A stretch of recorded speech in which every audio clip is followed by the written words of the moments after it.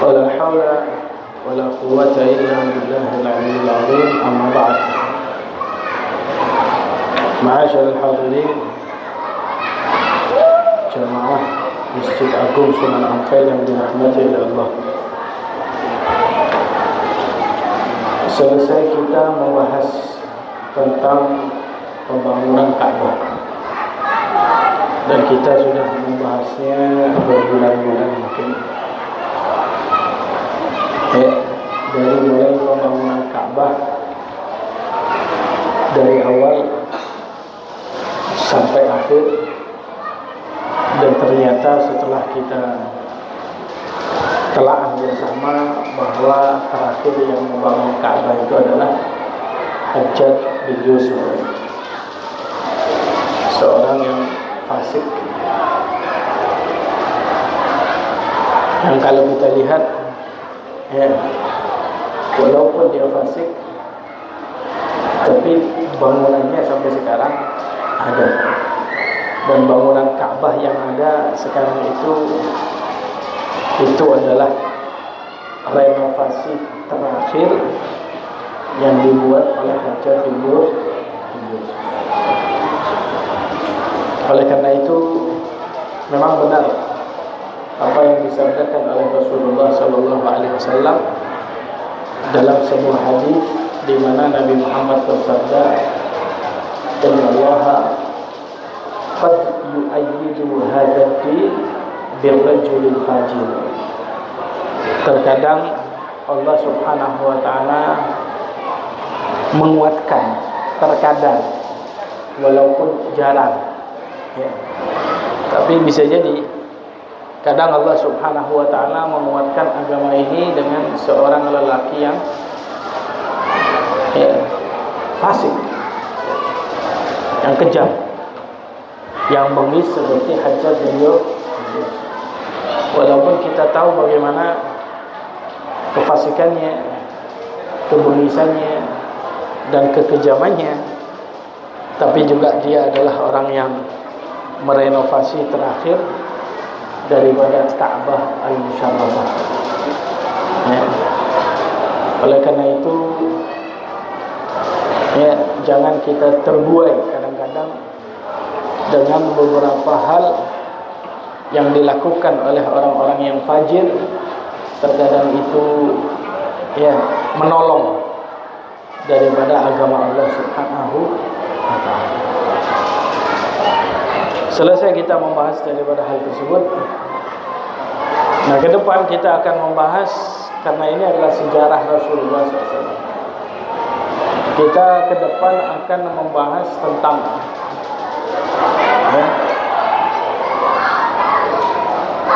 kabar datangnya Rasulullah SAW dan cerita akan diutusnya Rasulullah SAW, sekaligus pernyataan-pernyataan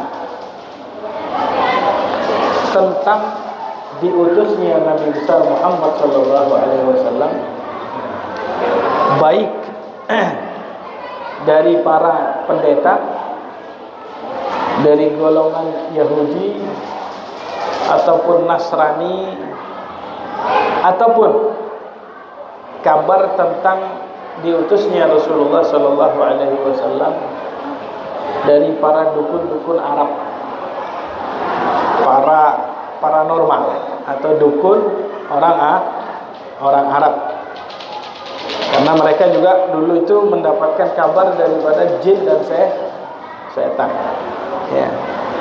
Begitu pula kabar akan diutusnya Rasulullah SAW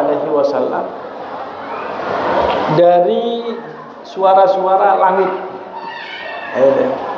Jadi langit itu juga memberikan daripada suara malaikat yang terkadang didengar oleh beberapa orang, bahwa akan diutus Nabi akhir zaman. Begitu pula bukan hanya dari manusia ataupun bangsa setan ataupun jin, tapi juga dari hewan-hewan. Mereka itu ada yang sebagian mengkabarkan akan diutusnya Rasulullah SAW. Dan bukan dari hewan saja, dari tumbuh-tumbuhan, ya, dan dari tulisan-tulisan yang ada di beberapa dinasti-dinasti, atau monumen-monumen, atau bebatuan-bebatuan yang ditulis oleh orang-orang zaman dahulu yang menjelaskan tentang kelahiran Rasulullah dan diutusnya Nabi besar Muhammad SAW. Nah, begitulah memang para nabi-nabi itu kan begitu.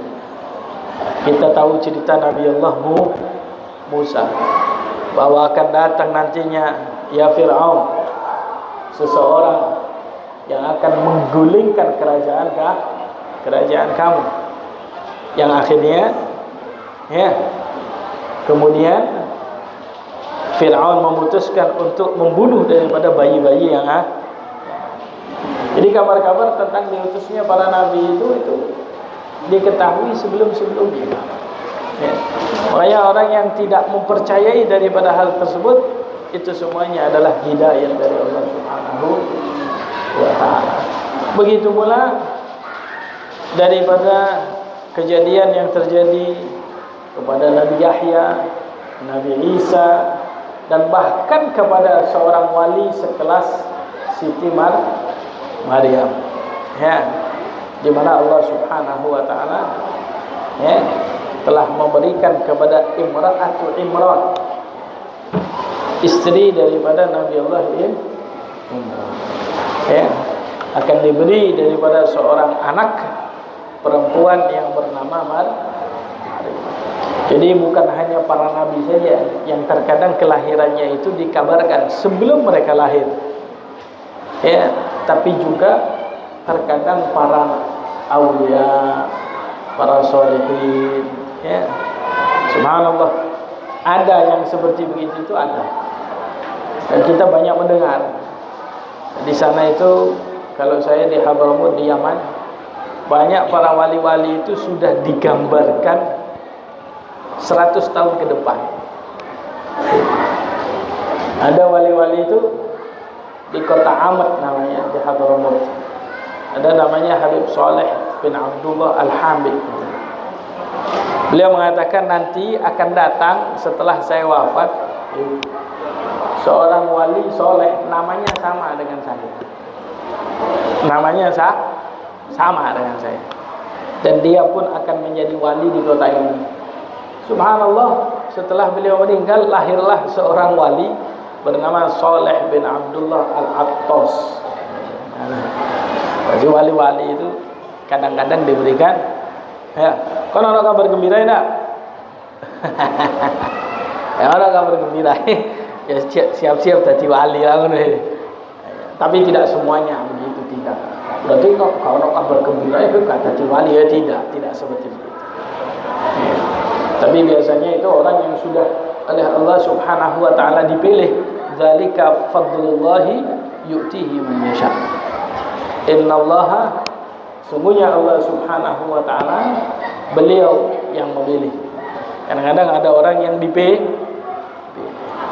Yang nama sama, ada orang meminang dan ada orang yang dipinang. Ada orang yang dia memilih, ada orang yang dipilih. Yang paling istimewa itu biasanya orang yang dipilih. Ala kulli hal, kita tidak berbicara tentang wali, tapi kita akan berbicara tentang Sayyidul Aulia, tokohnya semua para wali, yaitu adalah Nabi besar Muhammad sallallahu alaihi wasallam. Bagaimana kejadian-kejadian yang terjadi, ya, di antara daripada mereka sebelum lahirnya Rasulullah dan kabar gembira. Kita akan membahas yang pertama, ya, yaitu adalah para ulama-ulama daripada orang-orang Yahudi. Ya. Kita akan membahas para ulama daripada orang-orang Yahudi. Ya.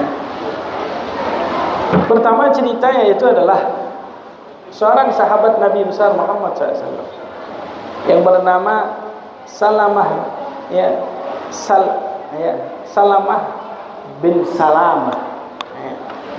Dan dia adalah termasuk daripada orang yang ikut bersama Rasulullah SAW, menjadi sahabat Nabi dan termasuk yang ikut perang Badar bersama dengan Rasulullah Sallallahu Alaihi Wasallam.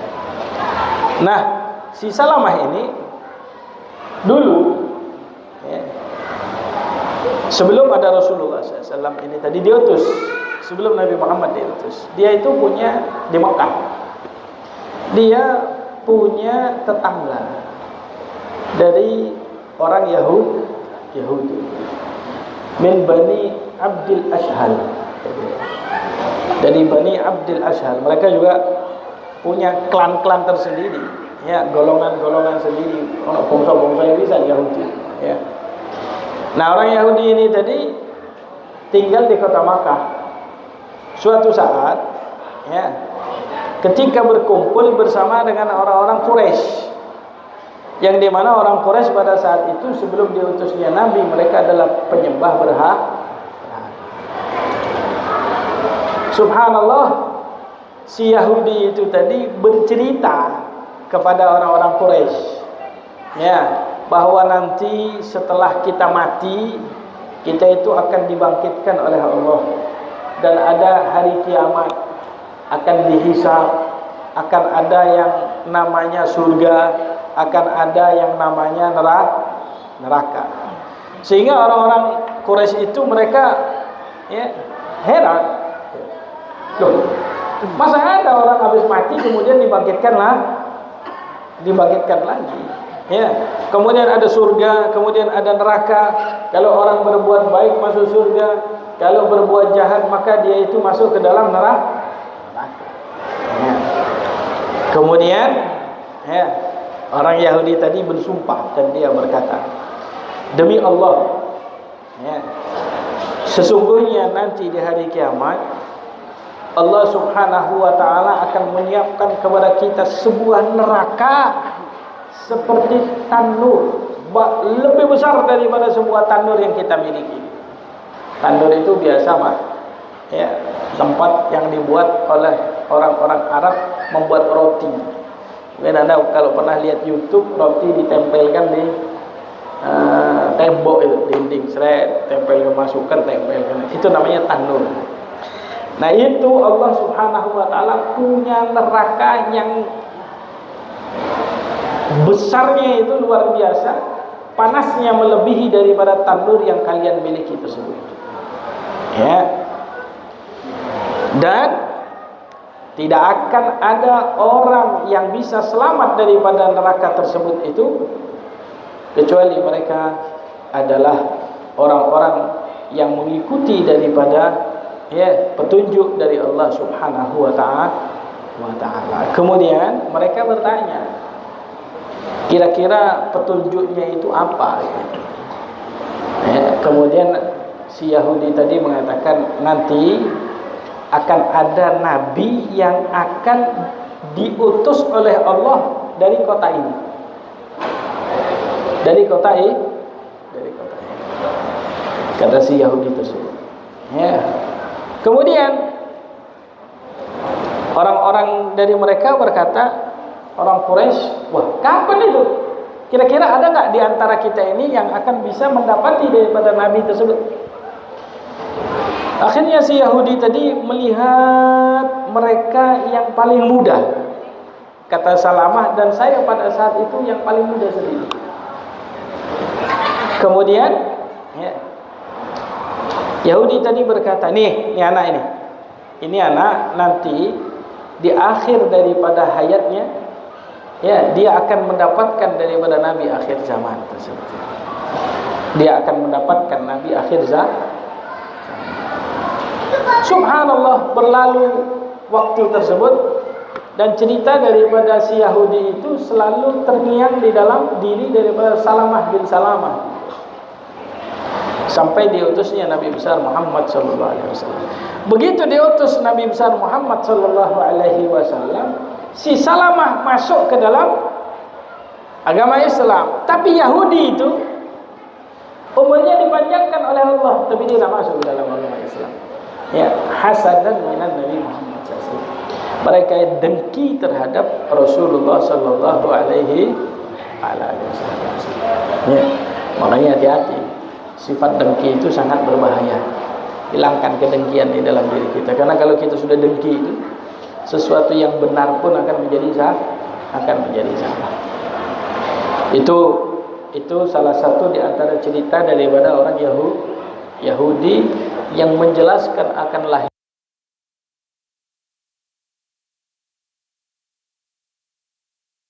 Cerita yang diriwayatkan oleh Amr bin Ambasah As-Sulami. Ya. Si Amr ini, ya, dia itu adalah salah satu di antara orang Quraisy yang tidak senang menyembah berhala. Karena dianggap berhala itu tadi nggak ada manfaatnya. Jadi kaumnya itu menyembah berhala, dia nggak mau menyembah berhala. Tapi dia bingung mau ikut siapa. Sampai suatu saat dia bertemu dengan seorang ahlul kitab minal Yahud, dari orang Yahudi. Ya, di sebuah tempat di Taima. Ya. Kemudian ketika bertemu dengan orang tersebut, dia lihat, wah ini orang ahlul kitab. Mereka itu orang yang tahu daripada kitab-kitab dari langit. Dia pun mendekat, ingin cari tahu, ingin cari kabar. Karena dia nggak cocok, kata dia. Mana ada orang menyembah berhala, menyembah batu. Akhirnya dia mendekat. Kemudian dia itu curhat. Ya, zaman sekarang itu curhat, berkeluh kesah. Dia berkata, saya ini adalah orang, ya, daerah saya ini adalah orang-orang yang menyembah berhala.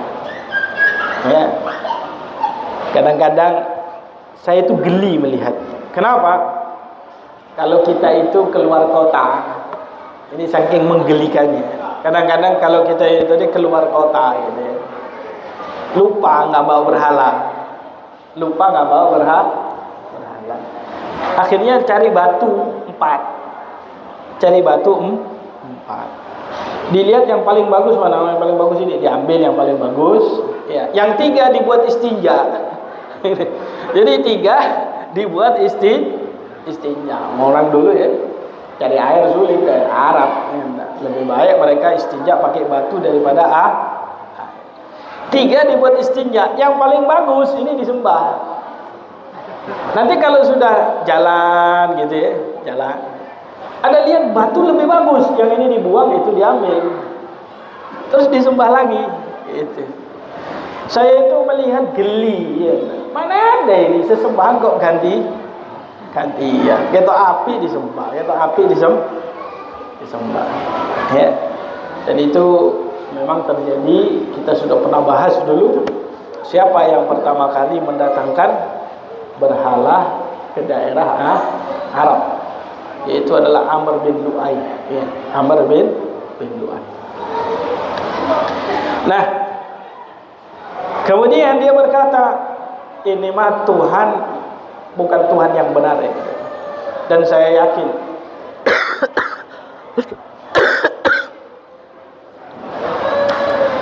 saya yakin ini batu itu la yanfa' wa la yadur, tidak bermanfaat dan tidak memberikan mabar.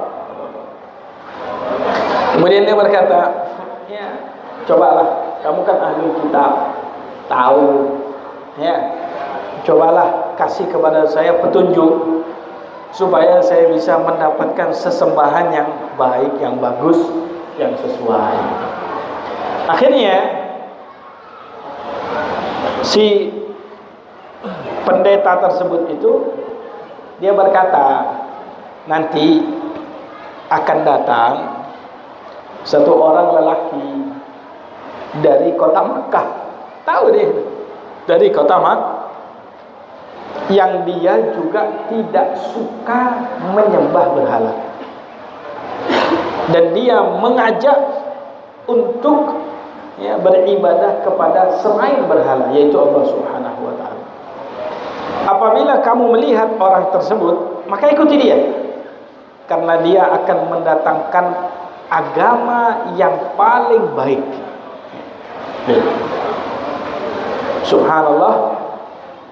Akhirnya dia itu, ya, Tidak ada keinginan kecuali dia ingin balik ke Makkah, dan dia ingin untuk menunggu-nunggu daripada Nabi akhir zaman, Amr bin Ambasah itu. Ya.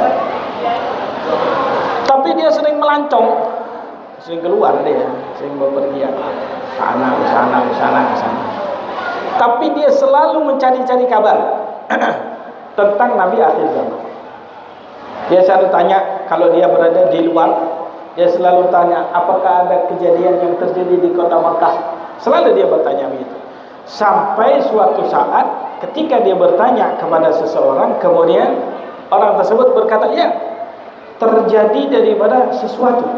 Apa? Ada seseorang yang mengaku bahwa dia itu mempunyai Tuhan selain berhala yang sudah biasa kita sembah. Akhirnya balik dia ke kota Makkah. Sampai di kota Makkah, Nabi Muhammad di awal daripada di awal Islam, beliau kan bersembunyi, tidak berani terang-terangan, tidak berani terang-terangan. Akhirnya aku mendatangi Rasulullah sallallahu alaihi wasallam dalam keadaan diam-diam. Ya.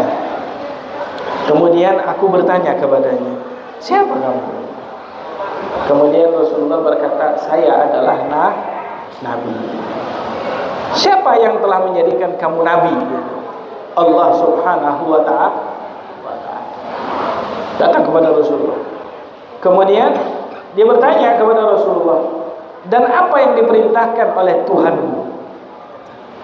Dia menjawab, ya Rasulullah SAW, beliau menjawab, ya, Allah subhanahu wa ta'ala memerintahkan kepada aku untuk mengajak semua umat manusia hanya beribadah kepada Allah subhanahu wa ta'ala, dan mengharamkan pertumpahan darah, ya, dan mengharamkan untuk menyembah berhala-berhala, dan wajib untuk dihancurkan berhala-berhala tersebut. Wajibkan kepada saya untuk menyambung tali silaturahim, mengamankan daripada jalan. Jangan sampai ada orang jalan kemudian dia takut, tidak ada perompakan dan berbagai macam. Ya, akhirnya melihat daripada hal tersebut, ya, si Amr bin Ambasah itu tadi, dia berkata, kalau begitu kamu memang Nabi yang saya tunggu-tunggu. Saya beriman kepadamu, ya, dan saya percaya kepadamu. Sekarang, ya, apa yang engkau inginkan kepada diriku? Apakah saya perlu tinggal di Makkah atau saya harus keluar daripada kota Makkah? Akhirnya Rasulullah SAW mengatakan kepada si Amr tersebut, kamu jangan tinggal di Makkah dulu. Nanti kalau saya sudah hijrah dari tempat ini, maka datanglah engkau ke tempat tersebut. Subhanallah. Akhirnya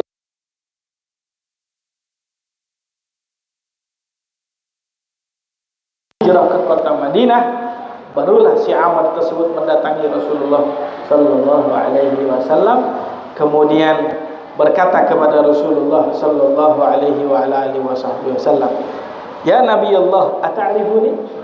Wahai Nabi Allah, apakah engkau masih ingat kepadaku?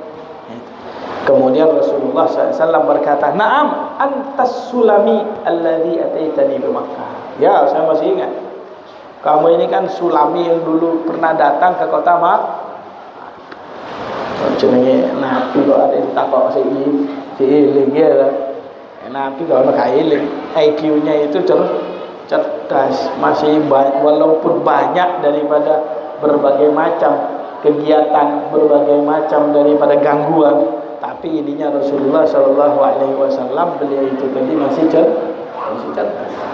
Ya, jangankan berbicara 10 tahun yang lalu, 13 tahun yang lalu, zaman Nabi masih bayi, Rasulullah itu tahu siapa di kanannya, siapa di kirinya. Umur 3 tahun, 7 tahun, 8 tahun, beliau itu masih ingat semuanya. Memori Nabi besar Muhammad SAW. Awalnya kalau kita kan beda. Beda. Sama umur 7 tahun, eling ah? Eling gak? Eling. Sampai tak takut saya. Jadi guru saya sering bertanya begitu kepada murid-murid. Tadi sholat berjamaah di sini. Ya, sholat berjamaah. Surat apa yang dibaca tadi sama imam? Pak Al-Falaq ambil An-Nas. Ya, mana anda? Nek subuh mau subuh. Hah? Itu guru saya kalau ngetes anak-anak itu. Tadi sholat subuh imamnya baca apa? Nah, kita kan banyak gak ngeh. Bukan gak ngeh, ngantuk ya. Main subuh ambil kan? Sembahyang maghrib ambil mikir ya. Akhirnya ya lali kabeh. Nek Nabi gak ada yang lali kabeh ana memorinya Rasulullah sallallahu alaihi wasallam. Ya. Nah, bukan hanya itu saja. Mereka orang-orang Yahudi. Mereka daripada orang-orang Yahudi. Mereka itu ya, orang Yahudi tersebut itu mereka menjadikan Rasulullah sallallahu alaihi wasallam adalah sebagai ya, sebagai daripada kalau kasarannya itu adalah sebagai alat tawassulan mereka untuk bisa mendapatkan daripada kemenangan. Untuk bisa mendapatkan apa? Kemenangan. Jadi mereka itu kalau mau berperang, kalau ada hajat, itu tawassulnya dengan Nabi Muhammad SAW, dengan Nabi akhir zaman. Seperti yang telah diriwayatkan, ya, bahwa mereka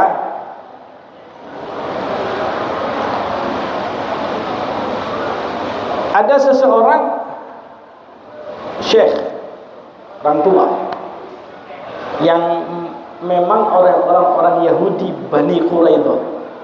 Bani Quraidah ini, Yahudi Bani Quraidah ini yang diperangi oleh Nabi Muhammad SAW, yang dibantai oleh Rasulullah SAW. 100 sampai 150 orang dipenggal oleh Nabi. Ya, Bani Quraidah ini tadi. Mereka yang mengkhianati Rasulullah.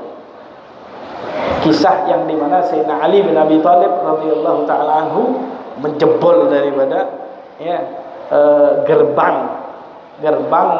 kota mereka, tempat mereka. Nah, Bani Quraidah ini mereka itu mempunyai seorang yang ahli ibadah bernama Ibnul Haiban. Dia ini ahli ibadah. Ya. Nah, sebelum Rasulullah SAW diutus dan agama Islam sampai kepada mereka, Bani Quraidah ini tinggal di dekat kota Madinah, di kota Madinah. Ya. Ibnul Haiban ini luar biasa ahli ibadahnya. Sembayangi masya Allah, wong iku baca Taurat, ya.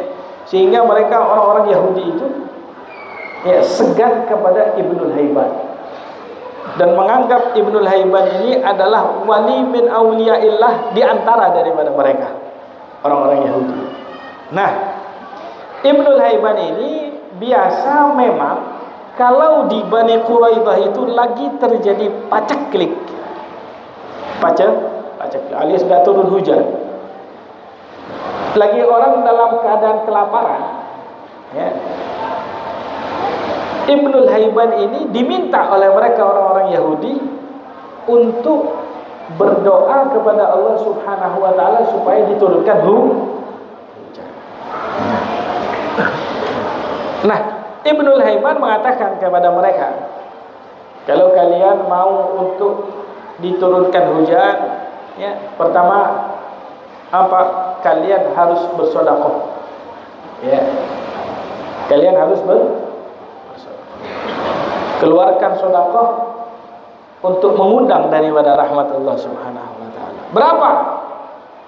Kata beliau, satu orang mengeluarkan satu sok daripada tamar, satu sok daripada tamar, 2,5 kilo lah, 2,5 kilo kurma dan 1,5 kilo daripada gandum. Setiap orang mengeluarkan itu. Ya. Setelah itu baru kita itu keluar, kita minta kepada Allah Subhanahu wa taala di padang pasir untuk supaya diturunkan hujan. Pokoknya mari sedekah sih. Akhirnya mereka ikuti omongannya Ibnul Haiban. Setiap mereka baca klik, Ibnul Haiban menyuruh untuk sedekah. Dan setiap selesai sedekah, Ibnul Haiban keluar dengan mereka para orang-orang Yahudi Bani Quraidah untuk berdoa. Tidak selesai daripada berdoa, ya, kecuali Allah Subhanahu wa taala turunkan hujan. Tidak selesai daripada doa kecuali turun hujan. Dan itu berkali-kali Ibnul Haiban melakukan daripada hal tersebut. Bukan sekali, tapi berkali-kali. Ya. Sampai akhirnya ketika Ibnul Haiban ini mau meninggal, mau wafat, mau meninggal, mau wafat. Kemudian banyak daripada pemuka-pemuka Yahudi berkunjung ke rumahnya. Pada saat itu Ibnul Haiban dia berkata kepada orang-orang Yahudi, "Hai, ya, segenap daripada pemuka orang-orang Yahudi, kalian ini adalah tokoh-tokoh masyarakat. Saya itu sebetulnya dulu tidak tinggal di sini, gitu. Saya berasal dari sebuah tempat yang makmur sekali, gitu. Tidak gersang seperti ini, tidak dingin seperti ini. Ya, tempat saya itu banyak daripada pepohonan. Tapi apakah kalian tahu bahwa saya pindah ke sini ini karena sesuatu?" Mereka menjawab, "Enggak tahu. Wallahu a'lam. Kenapa kok kamu ini tadi pindah ke sini?" Aslinya dia pendatang Ibnul Haiban. "Ya, saya pindah ke sini ini, wahai segenap daripada orang-orang Yahudi, ya, karena saya berharap akan keluarnya Nabi, dan Nabi itu sudah akan dekat zamannya keluar, akan sampai ke tempat ini. Ya. Dan saya berharap saya itu bisa mendapatinya, tapi kelihatannya enggak. Dan saya wasiatkan kepada kalian, wahai segenap orang-orang Yahudi, Nabi itu tadi nanti akan datang. Ya. Dan kalau dia datang, berimanlah kepada mereka, kepada Nabi Muhammad SAW. Jangan sampai ketika dia datang kalian tidak beriman. Karena ingat, kalau kalian tidak mau beriman kepada Nabi tersebut, maka kalian akan dipenggal kepalanya. Ya. Dan perempuan-perempuan kalian akan disandera dan akan dijadikan budak oleh Nabi tersebut. Oleh karena itu jangan sampai kalian melanggar dan ikuti daripada Nabi tersebut.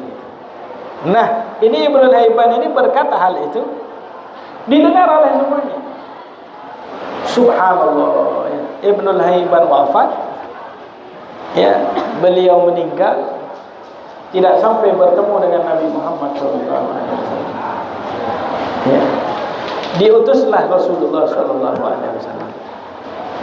Diutuslah Nabi Muhammad datang ke kota Madinah. Rasulullah SAW pertama dengan mereka orang-orang Yahudi hidup berdampingan, ya, tidak saling menyerang. Itulah yang terkenal dengan Piagam Madinah. Ya. Tapi setelah itu, ya, Rasulullah SAW tahu bahwa orang Yahudi melanggar janji, diantaranya adalah Yahudi Bani Quraidah. Akhirnya Rasulullah SAW memerangi mereka, ya, sampai berhasil untuk ditaklukkan Bani Quraidah tersebut. Dan Rasulullah SAW menawarkan kepada mereka, nawarkan kepada, ya, menawarkan kepada mereka untuk masuk Islam. Kalau kamu masuk Islam, kamu aman. Tapi kalau kamu tidak masuk Islam, dan perempuan-perempuan mereka akan dijadikan budak oleh Rasulullah. Subhanallah. Bani Quraidah tersebut itu, ya, Bani Quraidah semuanya tidak ada yang mau beriman kepada Nabi, kecuali ada segelintir orang dari kaum min Hadal. Di antara mereka itu ada satu kaum dari Hadal, ya, di mana mereka itu, ya, segelintir orang berteman dengan Bani Quraidah, tinggal di tempat yang sama daripada Bani Quraidah, ya. Di antaranya adalah Tha'labah bin Sa'iyah, Asad bin Sa'iyah, dan beberapa di antara mereka. Mereka beriman kepada Nabi karena mereka ingat daripada wasiat yang telah dikatakan oleh Ibnul Haibar. Kali lo yo, nek Nabi ku teko beriman, nek ndak kon didel. Bayangkan orang Yahudi itu saking, aduh, sama kita itu tadi saking bencinya, ya. Makanya Allah Subhanahu wa taala, ya, menyebutkan di dalam ayat suci Al-Qur'an, walamma ja'ahum kitabun min indillah musaddiqul lima ma'ahum wa kanu min qablu yastaftihuna 'alal ladzina kafaru falamma ja'ahum ma 'arafu kafaru bih fala'natullahi 'alal kafirin. Allah mengatakan, dan ketika datang kepada mereka sebuah kitab, yaitu Al-Qur'an, musaddiqul lima ma'ahum, membenarkan apa yang mereka punya. Al-Qur'an itu membenarkan bahwa ada ahlul kitab, ada. Ya, ada ahlul kitab, ada Injil, ada Taurat, ada. Kita saja wajib untuk beriman kepada Injil dan Taurat. Kita saja wajib untuk mengimani daripada Nabi Musa, mengimani daripada Nabi Isa. Kita orang Islam. Kalau memang kita itu adalah agama buatan, ya, kita pasti akan memisahkan diri. Kayak apa melenggon? Terus kalau sentek itu, tidak. Tapi kita itu tadi, agama kita itu adalah agama yang memang dari Allah Subhanahu wa taala. Buktinya apa? Saya tahu ada Injil. Saya tahu kok ada Taurat. Saya tahu ada Nabi Musa. Saya tahu ada Nabi Isa. Dan kami percaya, wajib untuk mengimani daripada mereka. Tapi, ya, Taurat yang benar, Injil yang benar, Nabi Musa yang benar, Nabi Isa yang benar. Bukan Nabi Musa karangan kamu, bukan Nabi Isa karangan kamu, ya, bukan Taurat yang kamu rubah-rubah, bukan Injil yang kamu rubah-rubah. Kami percaya terhadap adanya Injil, terhadap adanya Taurat, Musa dan Isa. Bahkan Allah mengatakan, wa kanu min qablu yastaftihuna 'alal ladzina kafaru. Bahkan orang-orang Yahudi itu dulu, ya, dulu sebelum diutusnya Nabi, kalau mau perang, kata Allah itu, mau perang, minta ya Allah berikan kemenangan berkat Nabi akhir zaman. Kalau tawassul dengan Nabi, langsung dimenangkan sama Allah. Wong Yahudi itu. Tapi saiki memang tawassul dengan Nabi bisa modelnya. Sampai saiki modelnya. Tidak ada para, ya, pendeta daripada Yahudi, ya, oh boleh. Kalau Kristen pendeta, kalau Yahudi Rabi, rahib,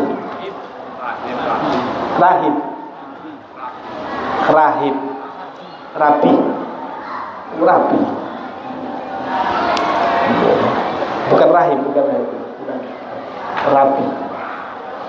Ayo sanggaplah ngono ya. Karo harus kamu urusan sama ulama Yahudi ya. Rabi ya. Oh rabi, jadi seneng rabi dia. Iya. Memang anunya ya, syariatnya orang Yahudi itu, syariatnya Nabi Musa, laki itu boleh nikah dengan perempuan sepuasnya. Sakarep. Sakarep. Islam ae papat ae rame kok. Apa ada sakarepe ya? Ya, papat ae rame. Tapi kalau Nasrani tidak, menikah cuman satu. Enggak boleh lebih dari satu, itu enggak boleh. Itu syariat Nabi Isa itu. Nasrani tidak boleh. Memang syariatnya Nabi Isa cuman satu. Karena kalau Nabi Musa itu, ya kalau Nabi ini kita perhatikan, memang apa yang disyariatkan oleh Islam itu ada maslahat di dalamnya gitu. Bahwa zaman Nabi Musa, karena banyak bayi-bayi lelaki yang dibantai, jadi perempuan boleh. Fir'aun itu membunuh dalam satu hari bisa sampai 1000 anak lelaki. 1000 anak lelaki. Jadi banyak perempuan. Terus Nabi sakarep wetok Nah, zaman Nabi Isa tidak menghormati Siti Maryam, karena Nabi Isa itu ya lahir dari seorang ibu tanpa menghormati Siti Maryam itu siji tok. Nah, zaman Nabi tengah-tengah ada ya, Pak. Kira Pak. Ono sing siji rasa papat kuwi. Siji rasa apa? Wis cukup nek iki siji rasa papat iki wis cukup siji wae. Nek siji rasa apa? Rasa papat. Apa bludruk?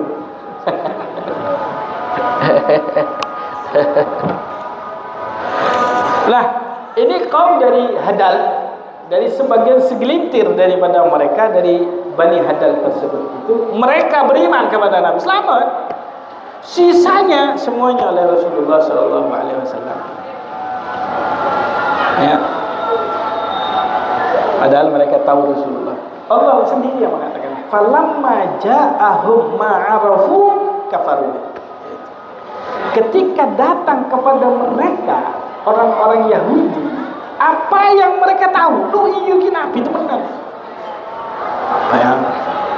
Yo siki sing ditanya iki. Kalau mana? Buktinya sampai sekarang tidak ada lagi yang mengaku Nabi seperti Nabi Muhammad dengan sifat yang dimiliki. Apa yang tadi apa kok Yahudi? Nah gitu. Nah, mereka kan sudah menunggu-nunggu. Ternyata keluar Nabi Muhammad. Saya gak percaya deh. Apa yang tadi sopo saya? Kalau mana? Sajane Yahudi zaman saiki kudu beri. Apa yang tadi sopo kalau mana? Ono film sing diteri coba Dajjal. Yes gak apa-apa nek ape melok ngono gak apa. Melok sebelah kiri di sini. Kan bener kok. Bener kok.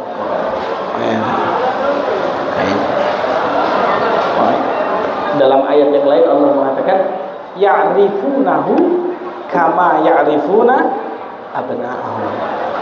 Mereka orang-orang Yahudi itu mengetahui Nabi seperti mengetahui anak-anak mereka. Sama lah ngerti anak sampean, ya Ali siopo, ya tak?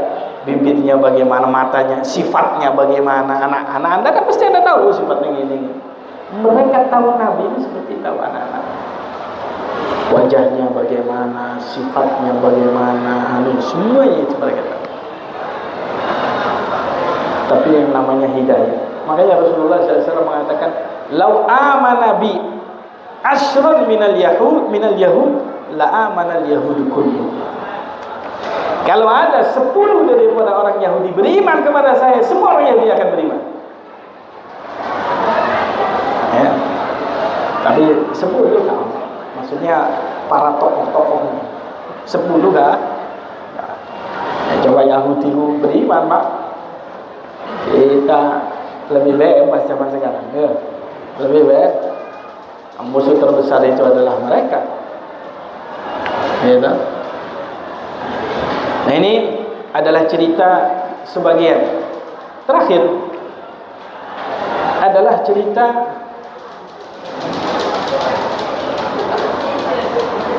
tentang seorang yang dia tahu tentang Rasulullah.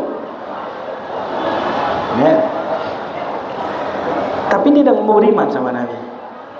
Loh, kenapa kamu gak mau beriman sama Rasulullah? Karena dia itu yang mengaku bahwa dia adalah Nabi yang akan diutus. Yaitu adalah seseorang bernama Umayyah bin Abi Salab At-Thaqafi. Ya. Dia itu pernah baca-baca kitab, ya, daripada mereka ahli kitab, dan disebutkan di situ tentang Nabi akhir zaman. Nabi akhir zaman. Dan Nabi tersebut itu akan diutus di kota, ya, Makkah, tempat dia tinggal. Kemudian dia cerita kepada Abu Sufyan. Dia berkata, ya Abu Sufyan, ya, saya baca beberapa kitab daripada mereka orang ahli kitab. Saya dapati ada sifat daripada Nabi yang akan diutus. Dan saya menyangka Nabi itu ya saya. Gitu. Pede.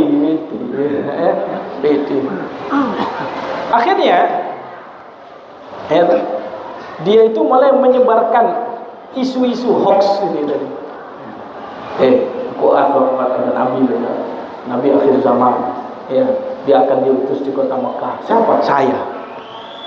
Cerita kepada orang lain. Ya, subhanallah. Ya, tiba-tiba ada kabar bahwa ada seseorang mengaku Nabi dari Bani Abdi Manaf.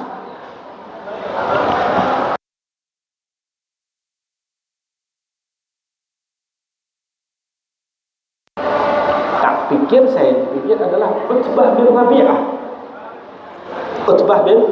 Karena Utbah bin Rabi'ah agil memang.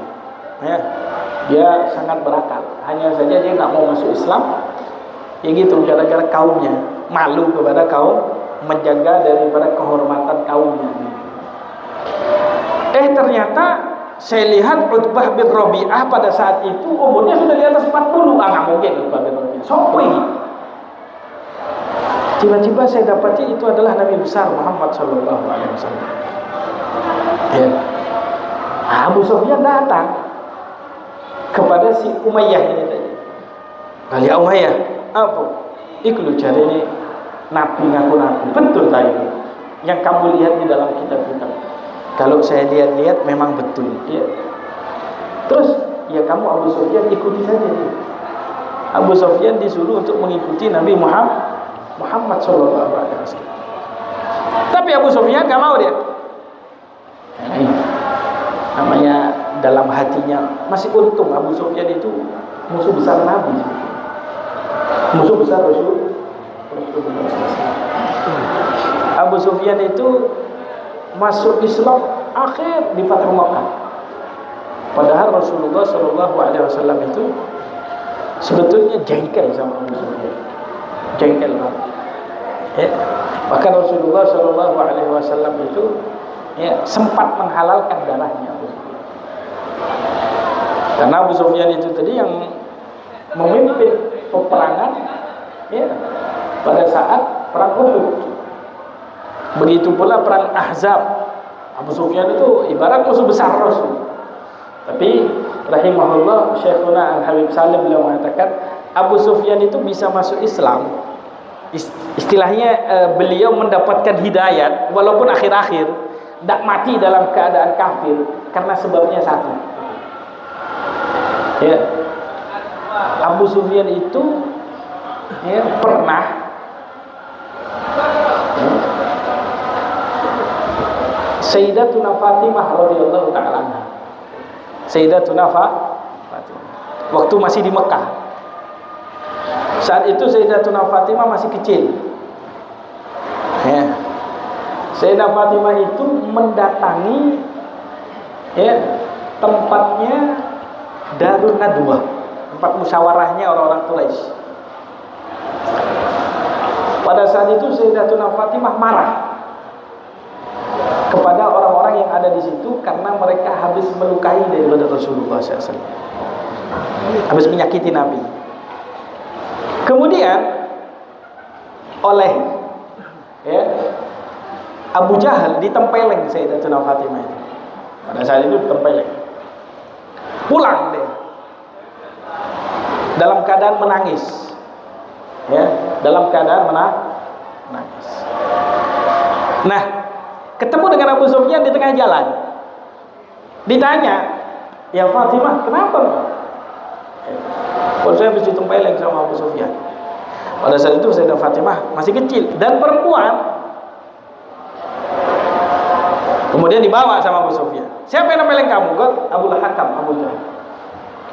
Sampai di situ, Abu Jahal dimarahi oleh Abu Sufyan. Kamu ini wis tuwa. Wani yang ada pedok kan. Dimarahi. Kemudian Abu Sufyan berkata kepada Sayyidah Fatimah, tempeleng dia wahai Fatimah. Ditempeleng oleh Sayyidah Fatimah. Wis, coba puas ta, wis mulia. Dan saat itu Abu Jahal dia malu dan tidak menjawab sedikit pun. Kemudian ditinggal oleh Abu Sufyan. Oleh karena itu Allah tidak lupakan jasanya. Dia pun masuk ke dalam agama Islam. Walaupun ikut beberapa peperangan, tapi nggak mati Abu Sufyan. Padahal itu musuh besar Rasul. Ini Abu Sufyan ini tadi ngomong sama Umayyah, kau nabi, dia nabi. Loh, kok enggak melo? Katanya ada nabi. Sekarang ini ada nabi. Kenapa kamu enggak? Ya bagaimana ya Abu Sufyan? Saya ini sebetulnya ingin ikut, tapi saya malu. Loh, kok malu di hari-hari? Saya itu sudah cerita banyak sama Harim-Harim bahwa akan ada nabi yang diutus. Dan saya ngomong sama mereka bahwa nabi itu saya. Jadi kok Muhammad teko-teko ya. Wah, akhirnya pamor saya hilang. Ya. Terus aku gak terima lah. Engko kapan-kapan mbok maneh. Yang penting saya aku ndak. Saya nambah Harim bahaya ya. Godaan lelaki itu harta, tahta. Mudah-mudahan Allah Subhanahu wa taala bisa memberikan kita itu pelajaran dari apa yang disebutkan dalam sejarah Rasulullah SAW. Ini yang bisa saya sampaikan. Kurang lebihnya mohon maaf. Billahi taufiq wal hidayah. Innahu ala ma yasha'u qadir. Bil ijabati wallahu a'lam bissawab. Bismillahirrahmanirrahim. Rabbana anfa'na bima 'allamtana. Rabbi 'allimna alladhi yanfa'una. Rabbi faqihna faqih ahlana. Qirabatil lana fi dinina ma'a ahli al-muti wa dhakar. Rabbi waffiqna wa waffiqhum lima tarda fi qawlan wa fi'lan karama. وارزق كل حلالا دائما واخلا اتقياء علما نحظى بالخير ونكفى كل شر ربنا اصلح لنا كل الشؤون واجرنا بالرضا منك العيون وارض عنا ربنا كل الديون قبل ان تاتينا رسل المنور واغفر واستر انت اكرم ستر وصلاه الله تخشى المصطفى من الى الحج دعانا والوفاء بكتاب فيه للناس الشفاء وعلى الال الكرام الشرفاء وعلى الصحب المصابيح الغراب اللهم اهدنا بهداك واجعلنا ممن نسارع في رضاك ولا تولنا وليا سواك ولا تجعلنا ممن خالف امرك وعصاك فحسبنا الله نعم الوكيل ولا حول ولا قوه الا بالله العلي العظيم وصلى الله على سيدنا محمد وعلى اله وصحبه وسلم الحمد لله رب العالمين يا ربنا اعتذر dia punya tak begini memang sudah dah وتب علينا توبة تغسل كل حول استر لنا العورات وآمن الروعات واغفر لوالدينا ربي ومولودينا والأهل والإخوان وسائر الخلان وكل ذي محبة أو جيرة أو صحبة والمسلمين أجمع آمين ربي اسمع فضلا وجودا منا لا باكتساب منا بالمصطفى الرسول نحظى بكل سور صلى وسلم ربي عليه عد الحب وآله والصحب عداد الشسب والحمد لله في البدء والتناهي. السلام عليكم ورحمة الله وبركاته.